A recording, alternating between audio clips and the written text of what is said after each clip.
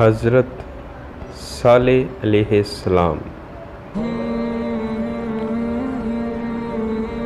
حضرت صالح علیہ السلام اللہ کی جانب سے بھیجے ہوئے نبی تھے۔ آپ قوم سمود کی طرف بھیجے گئے۔ آپ نیک کاموں کی طرف بلاتے اور برے کاموں سے روکتے تھے۔ قوم سمود گناہوں میں مبتلا تھی۔ قوم سمود کے لوگ آپس میں ایک دوسرے پر ظلم کرتے تھے۔ صالح علیہ السلام نے اپنی قوم سے کہا، کیا تمہیں قوم عاد کے بارے میں معلوم نہیں؟ ان کا انجام کس طرح عبرتناک ہوا اور اللہ نے کس طرح انہیں سزا دی۔ قوم سمود کا خاص پیشہ بھیڑ بکریوں کی پرورش اور تجارت تھی۔ قوم سمود دولت سے مالا مال تھی اور جسمانی طور پہ بھی قوی تھی۔ اس قوم کی اخلاقی حالت اچھی نہ تھی۔ ذرا سی بات پر لڑ مرنے کے لیے تیار رہتے تھے۔ بے گناہ لوگوں کو قتل کرتے تھے، کمزوروں کا مال ہضم کرتے، کمزوروں پہ ظلم ڈالتے، بتوں کی پوجا کرتے۔ اس قوم کو راہ راست پہ لانے کے لیے اللہ نے حضرت صالح علیہ السلام کو نبی بنا کر بھیجا۔ حضرت صالح علیہ السلام ان سے کہا کرتے کہ اے قوم، اللہ تعالیٰ کی بندگی کرو، اس کے سوا کوئی حقیقی معبود نہیں۔ اللہ نے مجھے پیغمبر بنا کے بھیجا ہے تاکہ تمہیں اللہ کے عذاب سے ڈراؤں۔ لوگ ان سے کہتے، ہمارے پاس دولت بھی ہے، قوت بھی ہے اور عزت بھی ہے۔ اگر اللہ کو نبی بنانا منظور ہوتا تو ہم جیسوں کو نبی بناتا۔ اگر اللہ ہم سے ناراض ہوتا تو ہمارے کھیتوں کو اجاڑ دیتا، ہمیں رہنے کے لیے عالی شان مکانات نہیں دیتا۔ ہمارے پاس بے شمار اونٹ بکریاں ہیں، سواری کے لیے گھوڑے ہیں۔ یہ اس بات کی دلیل ہے کہ ہمارے بت ہم سے بہت خوش ہیں، اس لیے ہم ان کی پرستش کرتے ہیں۔ ہمیں یہ بات برداشت نہیں کر سکتے کہ تم ہمارے معبودوں کو برا بھلا کہو۔ ہمیں ان کی پرستش سے نہ روکو۔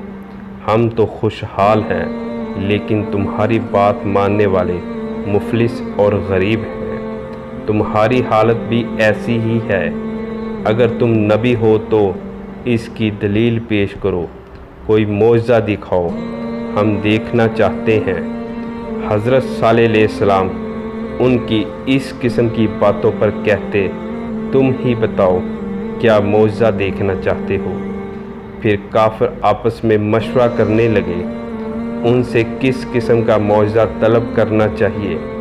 پھر سب نے اتفاق رائے سے کہا، تم ان پتھروں سے ایک اونٹنی پیدا کرو، اور اونٹنی بھی ایسی ہو کہ وہ ساتھ بچہ دے اور ہم اس کا دودھ بھی پئیں۔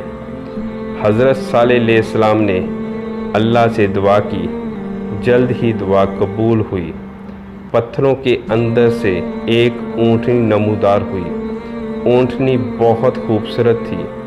اونٹنی کے ظاہر ہونے کے بعد اس جگہ گھاس اگائی اور ایک پانی کا چشمہ بھی جاری ہو گیا۔ اونٹنی نے گھاس کھائی، چشمے سے پانی پیا، اسی ساتھ کے اندر بچہ بھی جنا۔ اونٹنی دودھ دینے لگی۔ کافروں نے جو معجزہ طلب کیا تھا سب پورا ہوا۔ پھر حضرت صالح علیہ السلام نے اپنی قوم سے کہا، تم لوگ جو چاہتے تھے اللہ نے پورا کر دکھایا، کیا تم اب بھی اپنی ضد پر اڑے رہو گے؟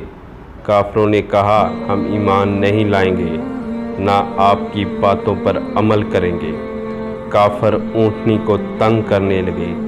اونٹنی جب پیاس سے تڑپتی اور کنویں کے پاس جاتی تو اسے پانی پینے نہیں دیتے۔ بعد میں اونٹنی کو مارنے لگے۔ اس کا چلنا پھرنا دوبر کر دیا تھا۔ وہ اذیت کے مارے کراہتی رہتی، لیکن کافروں کو رحم نہیں آتا۔ حضرت صالح علیہ السلام ان سے کہتے کہ اونٹنی کو اذیت نہ پہنچاؤ، اسے چرنے دو، جہاں جانا چاہتی ہے جانے دو۔ وہ اگر پانی پینا چاہے تو اسے پیاسا نہ رکھو۔ ایک دن اونٹنی چشمے سے پانی پیے گی، دوسرے روز تم اور تمہارے جانور پئیں گے۔ اس کے روزانہ کے معمول میں کوئی فرق نہ آنے دو۔ تم اللہ سے ڈرو اور اس کی عبادت کرو۔ تم جو کچھ کھاتے پیتے ہو وہ سب کچھ اللہ ہی دیتا ہے، یہ سب کچھ اسی کا کرم ہے۔ تمہارے بت تمہارے کوئی کام نہیں آتے۔ قوم سمود باز نہ آئی، نہ حضرت صالح علیہ السلام کی باتوں پر عمل کیا۔ ایک روز اچانک حضرت صالح علیہ السلام کی اونٹنی کو قتل کر دیا۔ قتل کی خبر جب آپ کو ملی تو آپ صدمے سے نڈال ہو گئے، آپ کی آنکھوں سے آنسو جاری ہو گئے۔ پھر آپ نے قوم سے فرمایا، ان قریب تم پر اللہ کا عذاب آنے والا ہے، تم اس عذاب سے بچ نہ سکو گے۔ اس کے بعد آسمان پر بادل گرجنے لگے، پھر بجلی چمکی۔ اس کڑک اور گرج کی آواز سے پوری قوم ہلاک ہو گئی۔ جو لوگ آپ پر ایمان لائے اللہ نے انہیں بچا لیا۔ جو لوگ اس تباہی سے بچ گئے وہ عرب کے مختلف علاقوں میں آباد ہو گئے۔